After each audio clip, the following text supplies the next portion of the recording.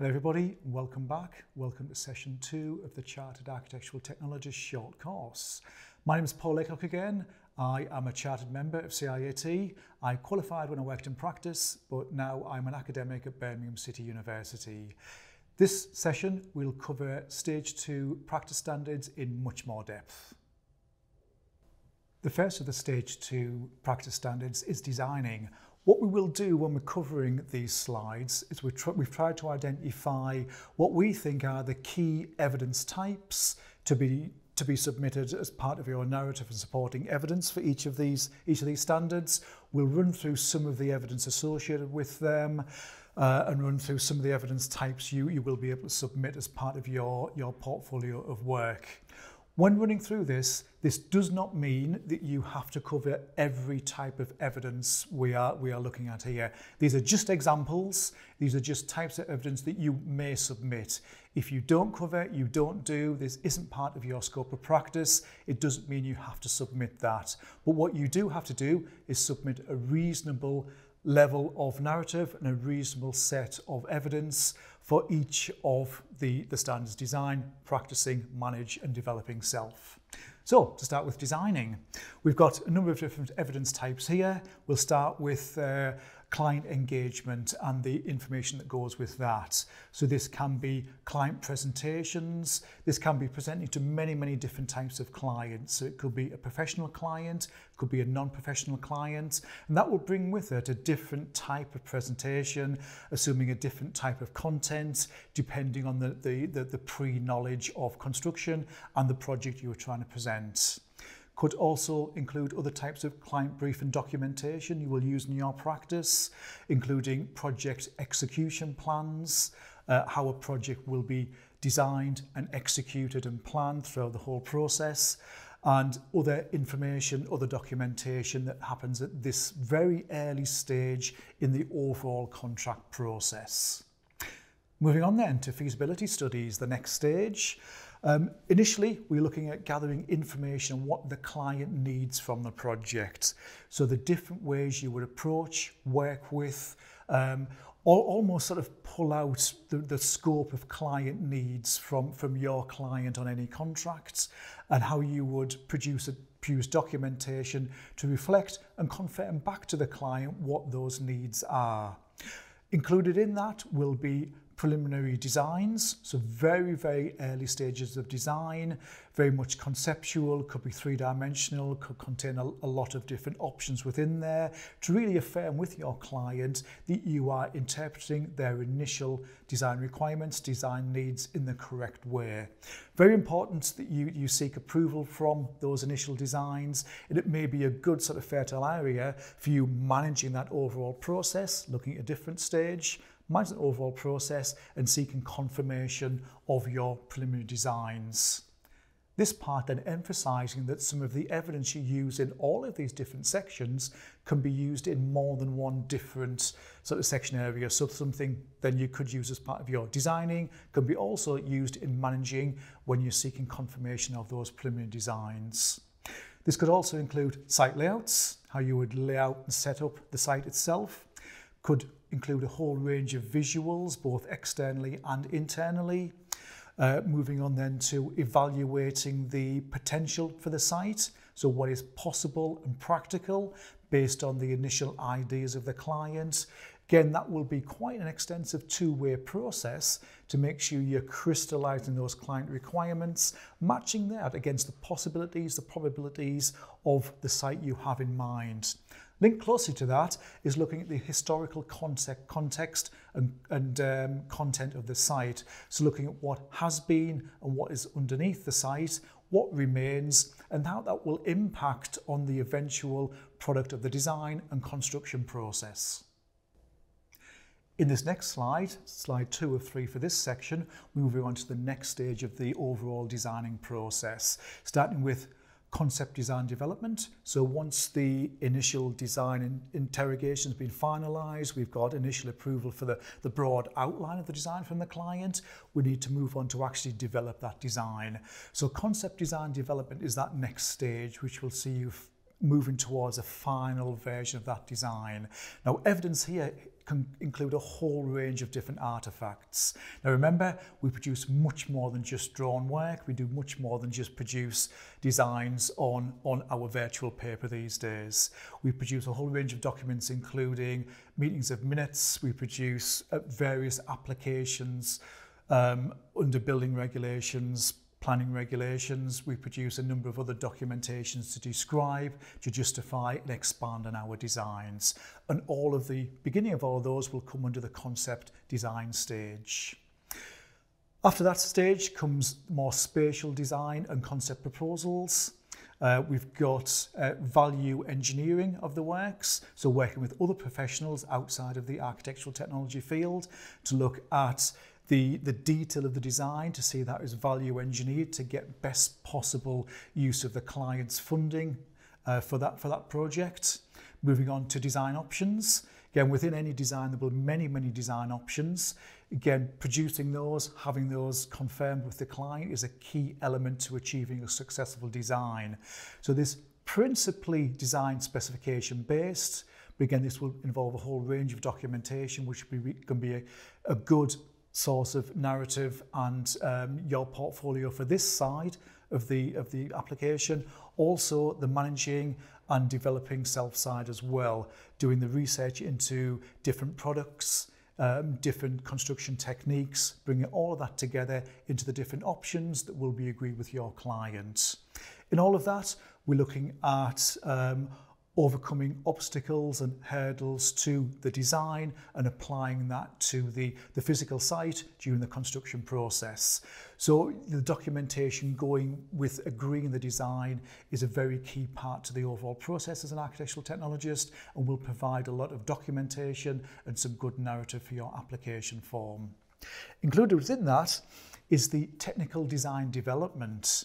So looking at your sustainable strategies, mention that specifically as sustainability is a key part of what we do as architectural technologists and designers, and a key factor in the overall design and construction process. So addressing that from a very early stage is essential as a competent, qualified professional architectural technologist. Again, this will involve a whole range of different artifact types. Again, from drawings right the way through a number of other documentations, reviewing different products, different designs, different strategies, pulling all of that together with the supporting evidence into the overall design process, building towards a successful and sustainable design. Also including other elements of the technical design. Now these are both electronic and physical, and again must seek agreement with the client, so gathering that evidence for that agreement towards the successful completion of your design. Okay, moving on to the last slide in this section. We start here with specifications. Once we have the initial design stages finalised, we need to move into our specification phase. This sees us bringing together the various products, the various parts that will be finalised in the design and then used in the assembly process to produce the completed building. In this, we can use the MBS or other specification types. That will depend on your organisation, your client organisation, and what the preferred specification type or specification mode is for that. These specifications can be formed in a number of different ways, from the very graphical up to the very textual. Remember, in all of these cases, it's important to provide clarification and confirmation from your client that these specifications have been approved. So again, another very fertile area to move over into managing the overall approval process. So included in this can be finishes schedules, again can be very graphical, very textual based, finishes drawings and mood boards to provide an overall feel to the client for the texture and the finishes in any project. Moving to the second half of the slide then, moving to post-occupancy evaluation. This usually happens at the very end stage of the overall contract process and sees you receiving feedback on the overall process and reflecting on that, incorporating that into future designs. So again, a very good area for you to reflect on your overall design process, the content and the practice of that, to use that reflection to improve that process for future contracts going forward. Again, this can take many different forms. It can be a questionnaire, it can be verbal feedback from the users or the clients, but a very sort of key area for you to reflect on, provide evidence for, and to improve your design and your practice going into the future. So moving on to managing then, the second of our stage 2 standards.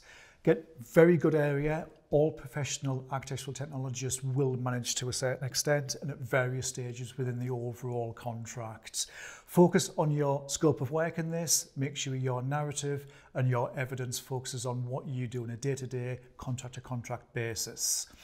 We start off then with design information management. So we're looking here at subcontractor information, how that sort of feeds into the overall design, and importantly, how you manage that process, how you work with subcontractors, how you clarify their design, how you make sure their designs don't conflict, marry into the design work produced by yourself, your organisation, and other subcontractors as well. Again, a very important and very fertile management area for you to demonstrate a good level of professional practice in ensuring this goes as smoothly and as successfully as possible and makes the overall project execution a success.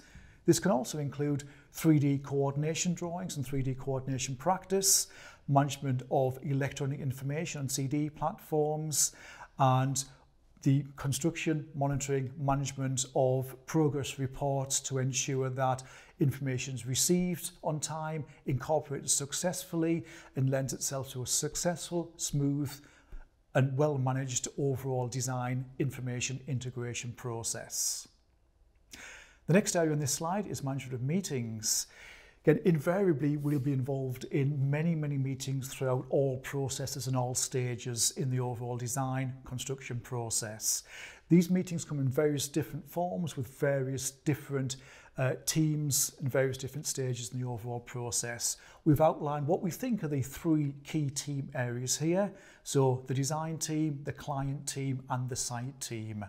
These different teams will involve different individuals with different agenda and addressing very different parts and very different stages of the overall process.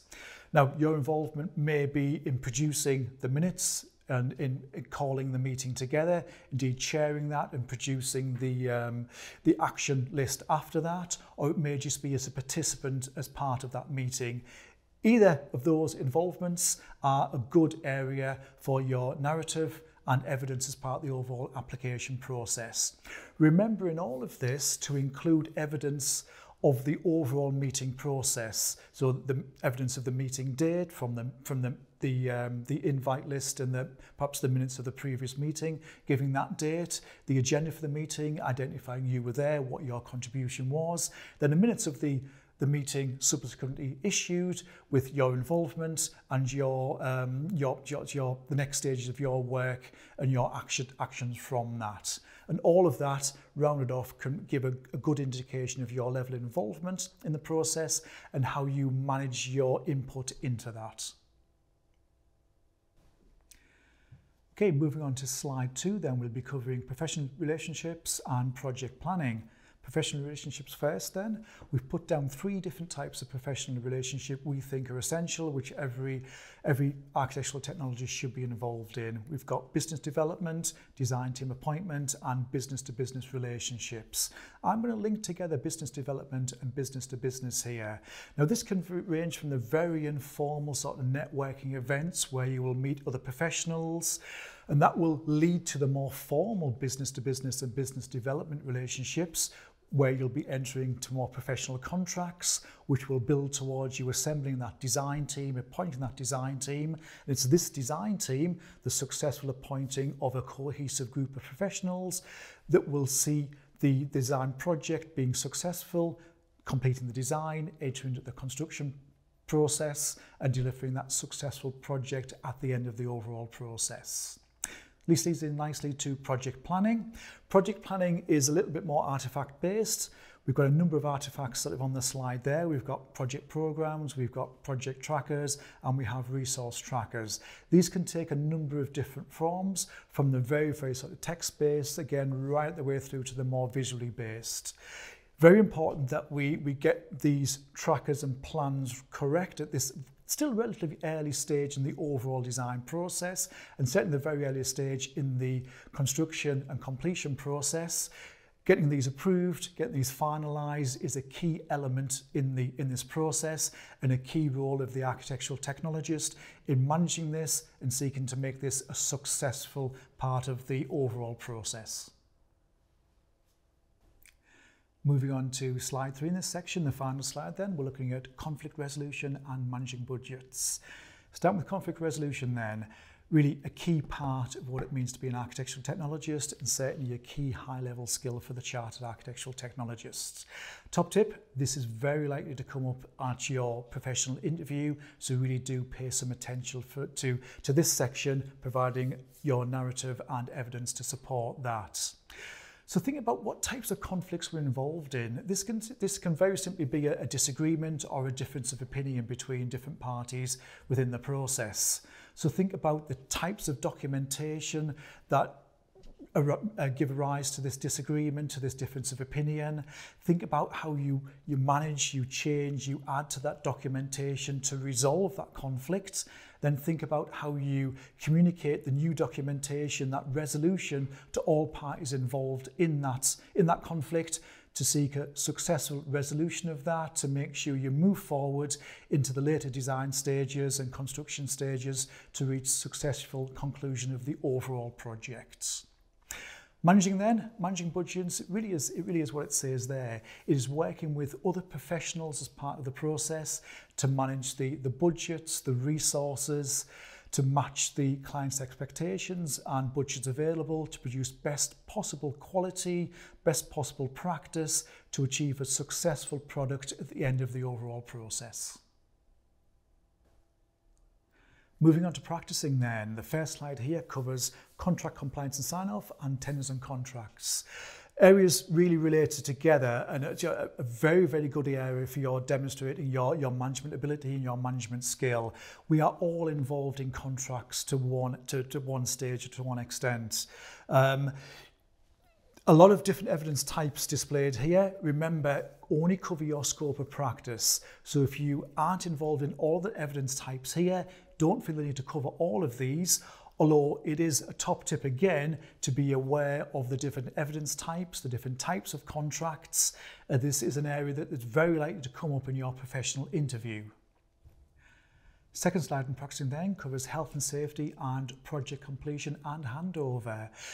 Focus on health and safety first. Again, key area for the architectural technologist. You will be involved to some extent in health and safety. We are not asking you to be a principal designer. We're not asking you to produce extensive designer risk assessments, but you must recognise your involvement with health and safety and how the work you produce impacts on the health and safety of the overall project. Evidence included here could be, as I said, your designer risk assessments. It could be how you work with another organisation or another individual within your organisation, produce those risk assessments. It could be your involvement in health and safety files. It could be your involvement with O&M material. It could be your involvement with the broader aspects of health and safety and how those inform the designs and how those inform and link into the construction process. Project completion and handover. Coming towards the end of the design stage now, the end of the project stage. This includes a whole range of different certificates and a whole range of processes, which provides quite a lot of evidence and potential narrative for your application process. Again, if you are not involved in all of these, don't worry particularly, just cover your sphere of practice and your involvement.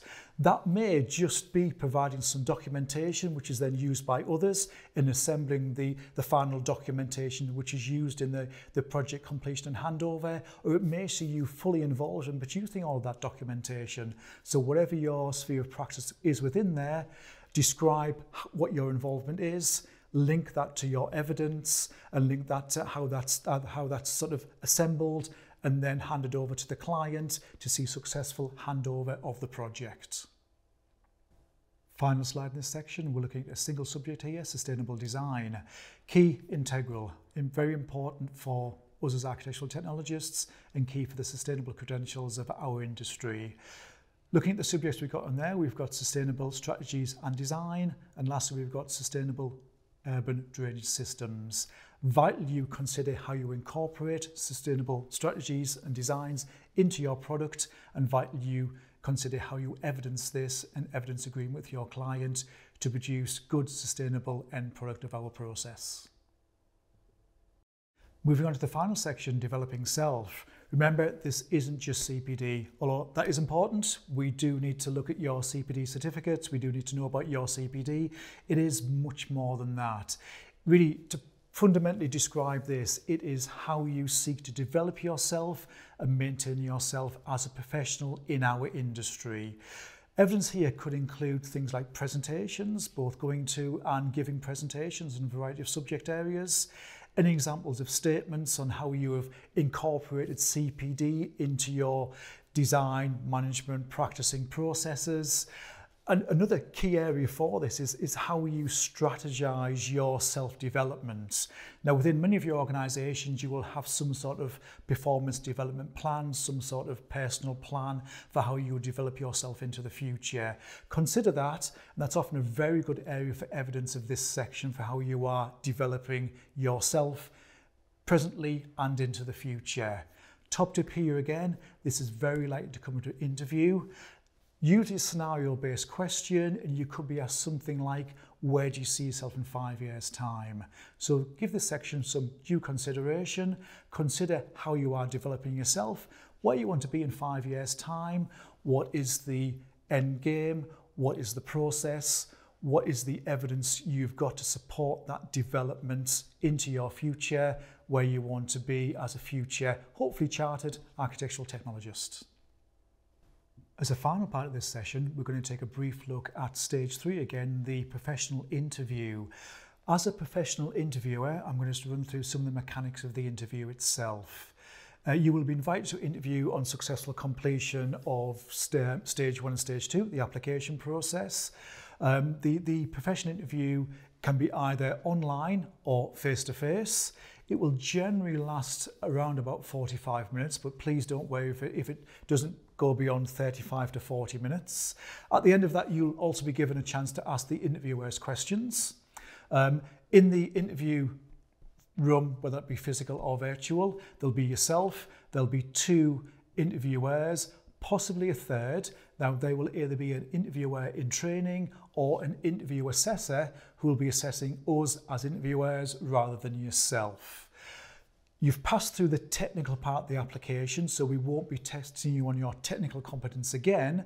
At the interview, we'll be discussing more your professional behaviours, how you interact with others, how you work with other members of the team, both within, without your organisation, at any and all stage of the overall construction process, but again, only within your sphere of work. Within the interview itself, we'd have no set list of questions. We're certainly not trying to catch you out. All of the interviewers are specially selected by us, and we have ongoing and continuous training to make sure we're able to get the best out of you as an interviewer throughout the interview process. Yes, it is an interview. You will have a level of nervousness, sort of a level of tension going into that. It should be, well, will be quite important to yourself. It is an achievement in itself to achieve chartered architectural technologist status. But as interviewers, we're very experienced and we have a level of training to really bring out the best of you, to bring out your best answers to those questions.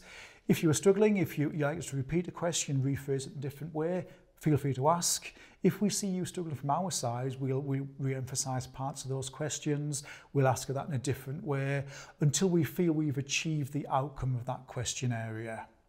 Okay, just a very brief introduction to the interview on stage 3. What I'll do now is hand you over to James Banks, who will give you some of the more practical aspects of the application process itself. Hi everybody, I'm James Banks, I'm the Head of Membership and I'm here to recap and summarise the next steps you need to take to submit your professional assessment application following the Chartered Architectural Technologist short course. You're advised to download the professional assessment application form from the website and ensure that you cross-reference your application against the standards defined within the professional standards framework, which are Stage 1, Educational Standards, Stage 2, Practice Standards and Stage 3, Professional Standards.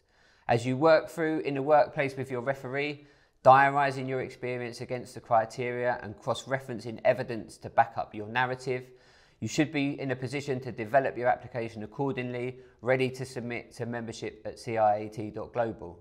When you're in a position to submit, please issue all your documentation, including the form and supporting evidence. We will then request the relevant fee to be paid, which will cover the Stage 1 and 2 assessment by the member panel, as well as the Stage 3 professional interview.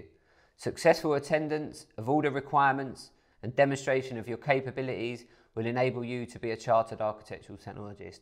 It's achievable in the near future for the majority of you, and I encourage you to take the step to apply and get the professional recognition and qualification that we offer. So all the best with your application, and next stop, chartership.